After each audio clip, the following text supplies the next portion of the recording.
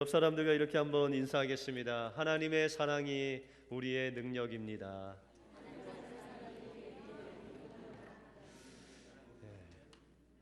오늘도 하나님의 사랑으로 능력 삼아 승리하시는 여러분들의 삶이 되시길 바랍니다. 여수와 순천 사이에 있는 나병 환자 수용소인 A양원에 어느 목사님이 사경회를 인도하러 갔다고 합니다. 예배 10분 전에 강대상에 올라가 보니 사랑의 원자탄의 주인공 손양원 목사님께서 섬기시던 교회라 그런지 어떤 사람은 찬양하고, 어떤 사람은 말씀을 묵상하고, 어떤 사람은 기도를 하면서 주님의 임재를 구하는 그 열심이 어느 교회보다 더 뛰어난 것을 보게 되었습니다. 그런데 회중석 맨 앞자리에 어떤 청년이 앉아 있는데 그 청년 하나만 얼굴을 성경에 푹 파묻힌 채 내내 잠만 자는 것 같았습니다.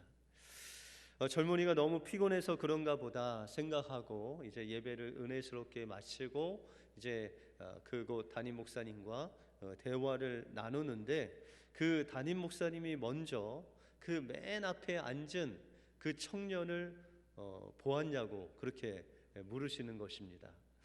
그래서 그 강사 목사님이 그 청년이 너무 피곤해서 좀 쉬는 것을 내가 보았다라고 그렇게 이야기를 했습니다. 그랬더니 담임 목사님이 빙그레 웃으시면서 그 청년에 대해서 이제 그 청년의 살아온 삶에 대해서 잠깐 이야기하시는 것이었습니다. 원래 그 청년은 독실한 기독교 가정에서 자란 청년이었는데 그가 대학교를 가서 이제 친구를 잘못 만나고 여기저기 세상을 기웃거리고 또 집도 가출하고 그러다가 그만 나병에 걸려서 이곳에 내려왔다는 것입니다. 그는 이 나병이 아주 급성으로 와서 갑자기 눈이 멀고 또한 손이 문드러져서 그렇게 엄청난 연약한 가운데 예수님을 영접했다는 것입니다. 그런데 그의 가장 큰 기도 제목이 하나 있는데 그것이 바로 옛날에 어머님이 읽어주셨던 그 성경책을 스스로 읽는 것이 자신의 기도 제목 넘버 원이었다는 것입니다. 그런데 성경을 읽으려면 눈이 있어야 되고 눈이 안 보이면 손이라도 있어서 그 점자를 읽어야 되는데 그 손도 다 뭉그러져서 감각이 없게 되었다는 것입니다. 그래서 그는 입술로 그 성경책을 점자 성경책을 읽는 법을 배워서 때로는 윗입술로 그 성경을 읽고 또한 그 윗입술이 벗겨지면 아랫입술로 읽고 그 아래 입술마저 벗겨지면 혀끝으로 그 점자 성경책을 읽어서 그 성경책이 아예 피로 얼룩져 있다고 그 목사님은 이야기했습니다. 그날도 예배 때 그가 성경에 머리를 숙이고 있었던 것은 피곤해서 잔 것이 아니라 그의 입술로 그 성경책을 하나하나 읽고 있었다라고 그런 간증을 했습니다. 한때 세상에 빠져 수많은 죄 가운데 살면서 예수님을 믿고 변화된 한 청년이 그 어머니가 읽어주셨던 그 성경 한 말씀 한 말씀을 스스로 읽기 위해서 정말 주님을 사랑함으로 그 입술로 읽었던 그 성경을 읽는 그 청년이야말로 누구보다도 그 하나님의 말씀과 또한 하나님을 사랑하는 하나님의 계명을 지키는 자의 모습이다 말할 수 있겠습니다. 오늘 본문을 통해서 하나님의 계명을 지키는 삶이 무엇이고 우리는 어떻게 사는 삶이 하나님의 계명을 지키는 삶인가를 오늘 본문을 통해서 살펴보겠습니다. 먼저 하나님의 계명을 지키는 자는 죄를 짓지 않기를 사모하는 자의 삶이다라고 말씀드릴 수 있습니다. 하나님이 오늘 우리에게 주신 이 말씀의 목적, 다시 말해서 이 요한 일서를 우리에게 쓴 목적이 바로 우리가 죄를 짓지 않게 하기 위함이다라고 말씀하고 있습니다. 우리가 1절에 보시면 나의 자녀들아 내가 이것을 너희에게 쓰면 너희로 죄를 범치 않게 하려 함이라라고 말씀하고 있습니다. 예수 그리스도께서 우리를 죄를 짓게 하지 않기 위해서 우리의 모든 죄악을 다 십자가에서 피 흘리심으로 그 죄를 대속하셨다는 것입니다. 다시 말해서 예수님께서 우리 인류의 모든 죄악을 사하신 것은 우리의 죄악뿐만 아니라 아담의 죄로부터 시작하여 또한 우리가 지을 그 모든 죄, 주님이 오시는 그날까지 인류가 지을 그 모든 죄악을 그 십자가에서 다 용서해 주셨다는 것입니다. 우리가 지은 그 과거의 죄, 현재의 죄, 미래의 죄까지 하나님께서 그 모든 죄를 예수님의 십자가의 보혈로 용서해 주셨다는 것입니다. 그래서 어떤 사람들은 이야기하기를 예수님을 믿고 하나님의 자녀가 되면 아무리 죄를 지어도 주님께서 용서하기 때문에 그 죄를 얼마든지 지을 수 있다라고 오해를 하시는 분이 있습니다. 실제로 저도 한국에 있을 때 세월호 사건으로 유명해진 그 구원파 이단이 있죠. 그 구원파가 이제 전도를 하러 나옵니다. 그러면 그들은 믿는 사람이나 믿지 않는 사람이나 모두에게 질문을 합니다. 그 질문의 첫 번째가 당신은 구원받았습니까? 여러분들 당신은 구원받았습니까? 라고 질문을 받으면 여러분들 좀 마음이 어떠세요? 기분이 좀 좋으세요? 안 좋으세요? 그런데 이것 가지고는 이 사람이 구원파인지 아닌지를 분별할 수 없습니다. 왜냐하면 전도 방법 중에 많은 부분이 당신이 구원을 받았습니까? 당신이 오늘 밤 하나님이 부르신다면 당신은 천국에 가실 수 있습니까? 이런 구원의 확신에 대한 질문을 우리 기독교 많은 전도하는 사람들이 쓰기 때문입니다. 그런데 이 구원파가 또 다른 질문을 합니다. 당신은 구원받았다면 몇 년, 몇 월, 며칠, 몇 시에 구원을 받았습니까? 라고 그렇게 질문을 합니다. 그러면은 여러분들 좀 잠시 생각을 하게 되죠. 저도 한 1988년 한 8월쯤에 구원을 받은 것 같은데 시간은 좀 기억하기가 어렵습니다. 라고 하면 그 구원에 대한 확신이 없으면 당신은 구원받은 것이 아닙니다. 라고 하면서 자신들이 준비한 그런 이야기를 계속합니다. 그러면서 그들의 핵심적인 교리 중에 하나가 뭐냐면 예수님을 믿고 거듭나면 그 이후의 삶은 어떻게 살아도 된다는 거예요.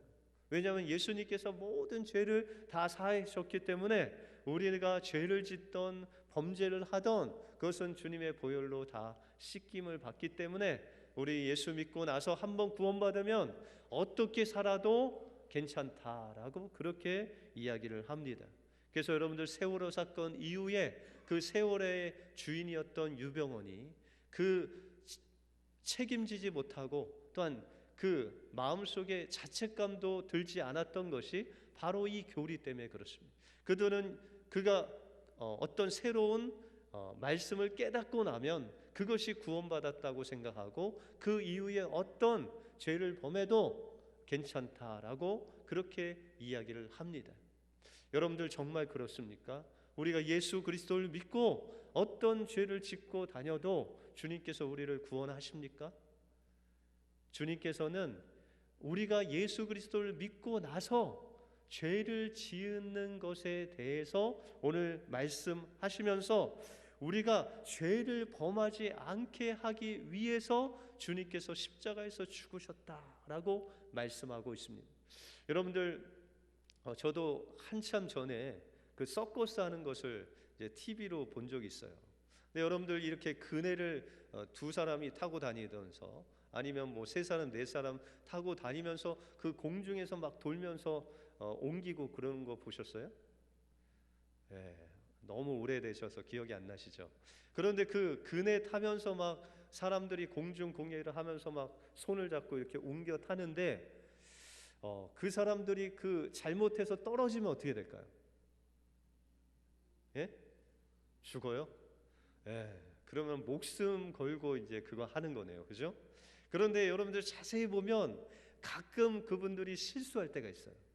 그 실수를 해서 보면은 그 밑에 안전 그물망이 쫙 있어요. 그래서 그들이 떨어져도 죽지 않습니다. 여러분들, 우리가 예수 믿고 죄를 범치 않는다는 그런 말은 우리가 이 위에서 서커스를 하면서 이렇게 인생을 살면서 가끔은 떨어질 수 있습니다. 그런데 그냥 일부러 떨어지시는 분은 없죠. 그리고 떨어져서 올라가지 않는 사람도 없죠. 마찬가지로 하나님께서는 예수님을 통해서 우리가 죄를 짓다 할지라도 그것을 구원할 수 있는 안전망을 주님의 십자가의 보혈로 만들어 놓으셨어요. 그런데 우리가 살아야 될 것은 그 안전망이 있으면 오히려 우리가 더 떨어지지 않고 우리의 인생을 열심히 살 수 있도록 하나님께서 그 그물망을 우리에게 예비해 주셨다는 것입니다. 그리고 하나님께서 원하시는 삶은 그 우리의 삶 속에서 하나님을 사랑함으로 죄를 짓지 않고 살 수 있는 그 삶을 하나님께서는 원하신다는 것입니다.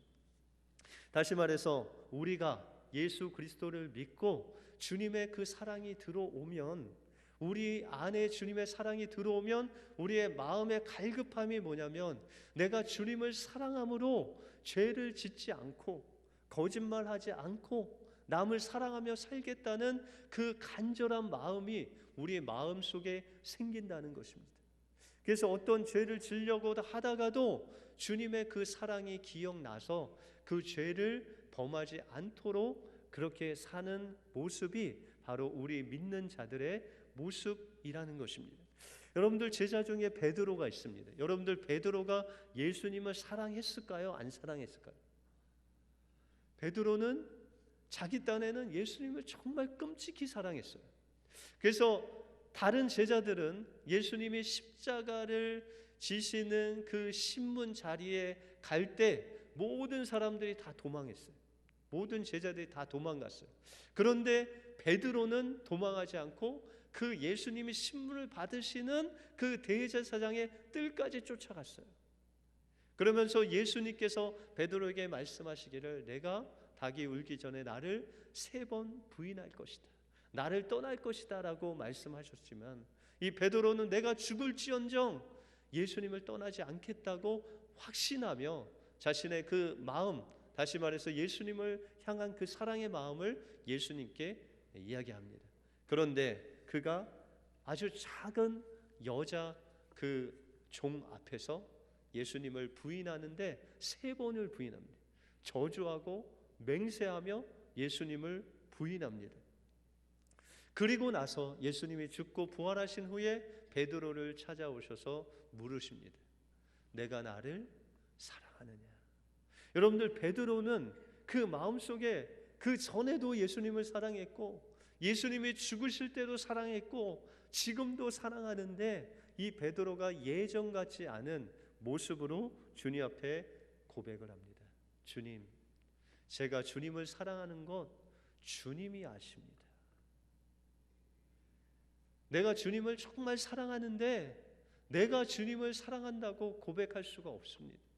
왜냐하면 저는 사랑의 실패자이기 때문입니다. 그러나 예수님께서 저에게 그 사랑으로 주님을 사랑할 수 있는 능력을 주시면 제가 주님을 사랑할 수 있습니다 라고 고백하고 있는 것입니다. 여러분들, 베드로가 예수님이 죽으시기 전하고 지금하고 어떤 부분이 바뀌었습니까? 전에는 내 힘으로, 내 능력으로 하나님의 말씀대로 살 수 있다고 했던 그 베드로의 그 모습이 이제는, 하나님, 내 힘과 능력으로는 하나님의 말씀대로 살 수 없습니다. 오직 예수님께서 저에게 주님의 주시는 그 사랑을 주시고 나를 정말 주님을 사랑할 수 있게 하시면 저는 주님을 사랑할 수 있습니다. 이것이 바로 정답입니다. 오늘 본문을 통해서 우리를 죄를 범치 않도록 하신다는 그 주님의 말씀은 우리의 힘과 능력으로 죄를 범하지 않고 산다는 게 아닙니다. 우리의 힘과 능력으로 하나님 말씀을 이룰 수 없다는 것입니다. 그럼에도 불구하고 우리가 그 주님의 사랑을 의지하고 우리 안에 계신 성령을 의지하고 기도하고 의지하면 그 주님의 사랑으로 하나님께서 죄를 범치 아니하고 주님의 사랑으로 형제를 사랑하고 이웃을 사랑할 수 있도록 주님께서 인도해 주신다고 약속하고 있습니다. 그러므로 우리의 삶 속에서 죄에 대해서 우리가 어떤 자세로 살아야 되냐면 나의 힘으로 나의 능력으로 죄를 짓지 않겠다라는 것이 아니라 나는 부족하고 나는 연약하고 나는 할 수 없지만 하나님께서 그 죄를 짓는 그 순간에 나를 도와주시면 그 사모하는 마음 가지고 그 죄에 대하면 주님께서는 그 하나님의 능력으로 함께하여 주셔서 그를 죄를 짓지 않을 수 있도록 우리를 인도해 주신다고 말씀해 주시고 있습니다. 그러므로 우리가 주님의 사랑 안에 살면 주님께서는 죄를 미워하는 마음을 주십니다. 우리가 주님과 사귐이 있으면 우리 마음속에 죄를 짓는 것을 싫어하는 마음을 주신다는 것입니다. 우리가 주님 안에 살면 죄와 피 흘리기까지 싸울 수 있는 그 마음을 공급해 주셔서 죄를 멀리하고 하나님을 가까이 함으로 우리의 삶 속에서 죄를 범하지 않고 사는 주님의 사랑으로 살 수 있는 삶으로 우리를 인도해 주신다는 것입니다. 바로 이것이 우리가 하나님의 계명으로 사는 삶의 모습이다라고 말씀하고 있습니다. 우리에게 주신 주님의 그 사랑으로 우리에게 죄의 유혹이 올 때마다 주님을 의지하심으로 죄를 범하지 않고 주님 안에서 주님을 사랑함으로 사시는 여러분들의 삶이 되시길 바랍니다. 다음으로 하나님의 계명을 지키는 자는 하나님의 사랑으로 하나님의 말씀을 지키는 사람입니다. 하나님 앞에서 계명을 지키는 자는 죄를 짓지 않는 삶을 산다라고 말씀해 주셨는데 오늘 3절에 보시면 우리가 그의 계명을 지키면 이로써 우리가 그를 아는 줄로 알 것이요 라고 말씀하고 있습니다. 여러분들 하나님의 계명을 지킨다는 것은 우리가 하나님의 사랑 안에 거한다라는 그런 말씀입니다. 때때로 우리가 이 계명을 지킨다는 것을 좀 오해할 수가 있습니다. 다시 말해서 이 계명을 지킨다는 것을 율법을 행한다라는 그런 생각을 할 수 있습니다. 그러나 그 율법을 지키는 것과 또한 하나님의 계명을 지키는 것과는 아주 다른 내용입니다. 여러분들 예수님께서 우리가 마가복음 3장에 보시면 회당에 들어가셨는데 아주 오래된 손 마른 사람이 그곳에 있었습니다. 그래서 이제 예수님께서 그 손 마른 사람에게 다가가셔서 그 손 마른 사람의 병을 고쳐 주시려고 했습니다. 그런데 그 뒤에서 바리새인들이 그것을 보고 있었습니다. 이 바리새인들이 예수님이 병을 고치는지 안 고치는지를 바라보면서 그 마음속에 생각한 것이 뭐냐면 그날은 안식일이었습니다. 여러분들 안식일에 인간의 병을 고치는 것이 하나님의 뜻일까요? 아닐까요? 주일날 여러분들 어떤 아픈 사람이 있는데 그분을 위해서 막 기도를 해줬어요. 근데 나음을 얻었어요. 그것이 하나님의 뜻일까요? 아닐까요? 하나님이 기뻐하시는 일이겠죠. 그런데 이 유대인들의 율법에 보면 장로들이 그 세밀한 율법을 만들어 놓은 것이 있는데 그것이 바로 장로들의 유전입니다. 그 장로들의 유전에 보시면은 이 짐승이 가다가 안식일에 구덩이에 빠지면 그들을 건질 수 있는 것이 율법입니다. 그러니까는 구덩이에 빠지면 짐승이 죽을까봐 건져낼 수는 있는 것이 안식일의 법입니다. 그런데 안식일에 사람이 어떤 일을 하거나 움직이는 그런 행동을 하면 그것은 안식일을 범하는 것이었습니다.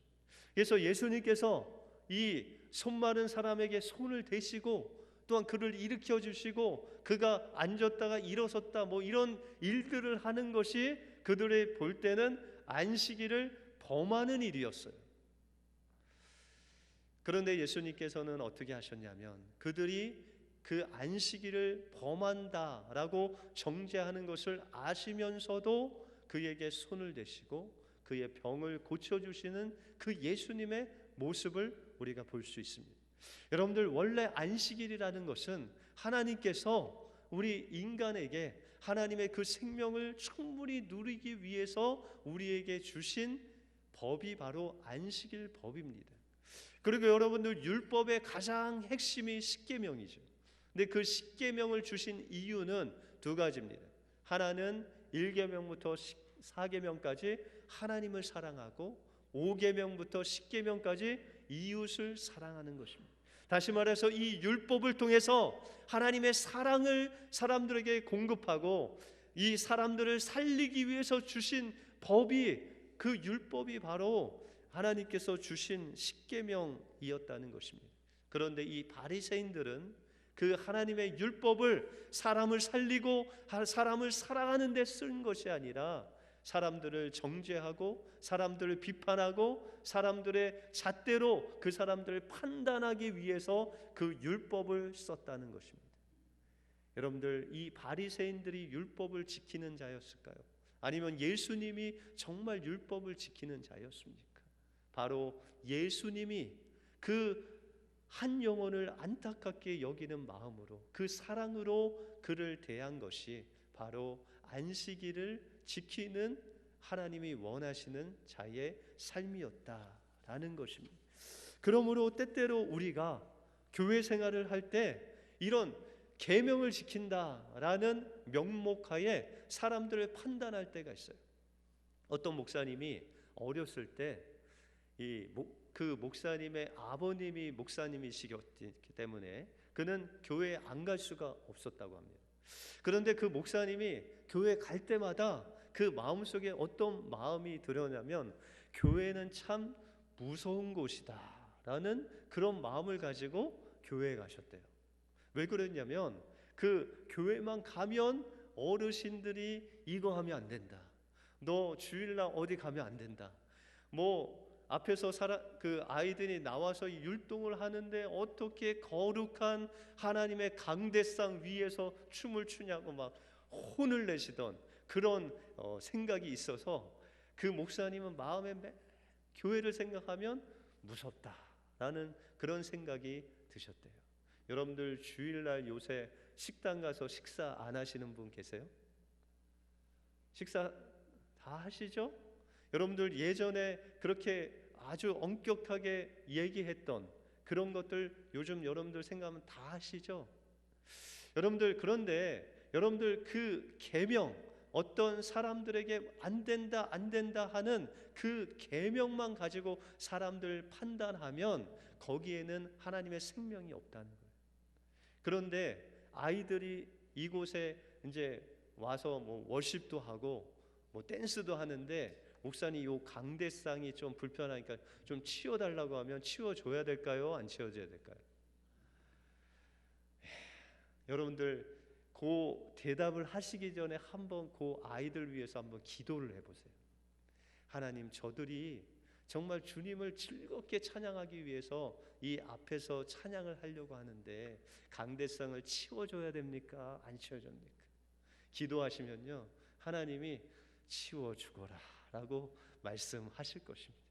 여러분들, 그 계명을 지킨다는 것은 우선적으로 하나님의 사랑이 우리 안에 있어요.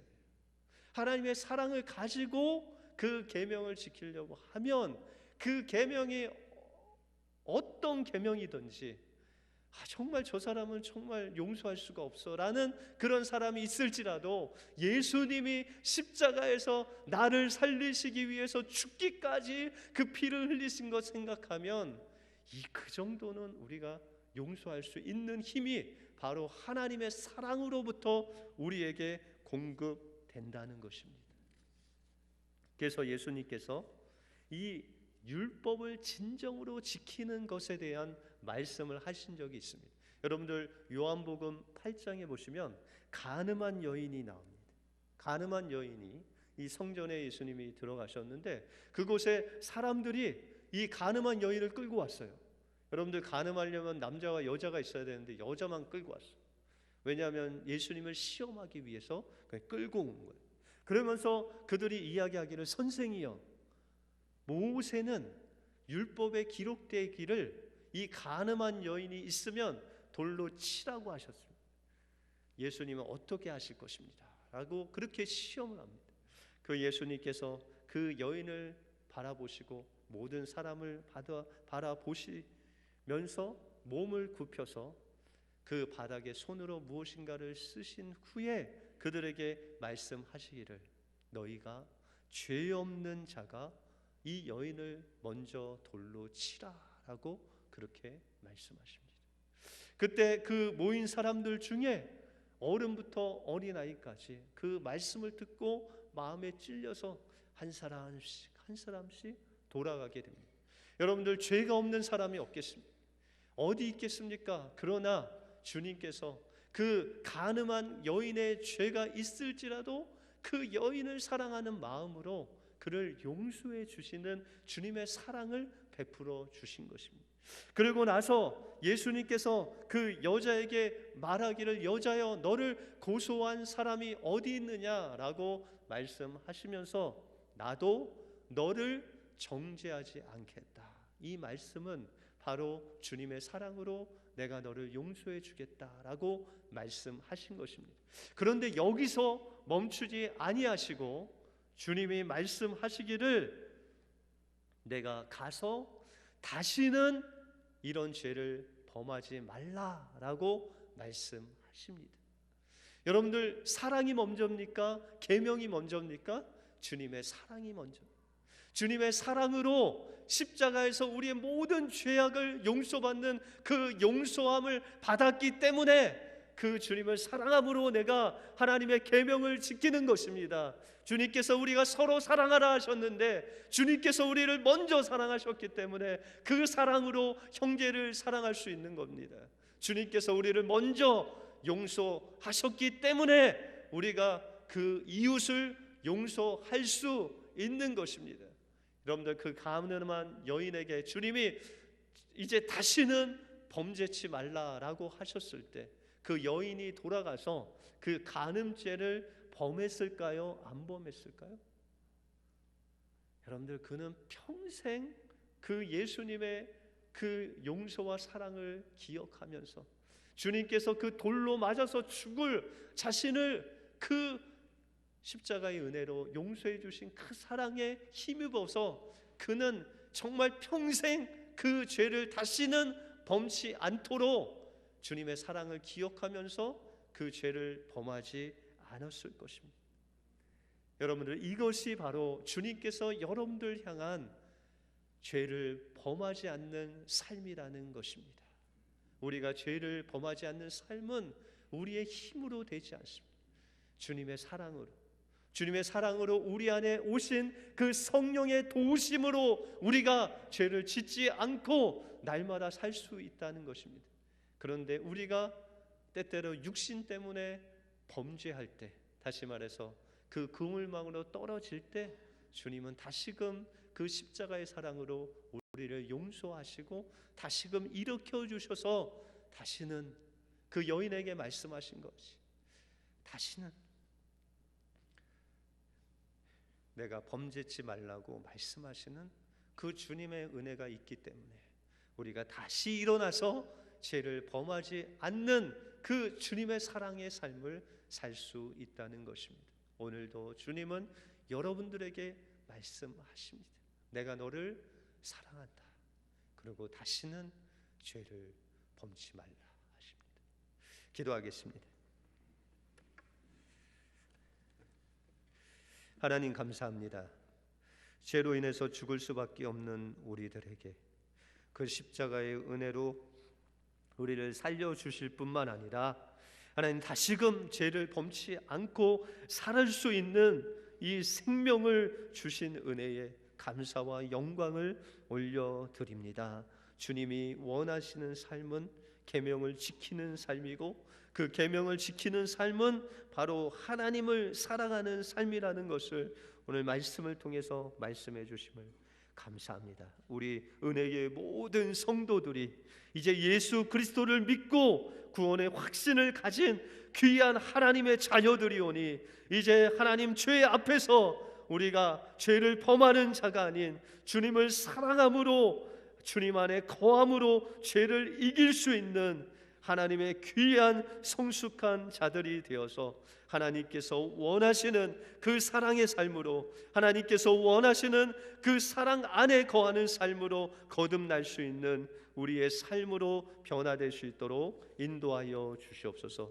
모든 것 주님께 감사드리오며 예수 그리스도 이름으로 기도하옵나이다. 아멘.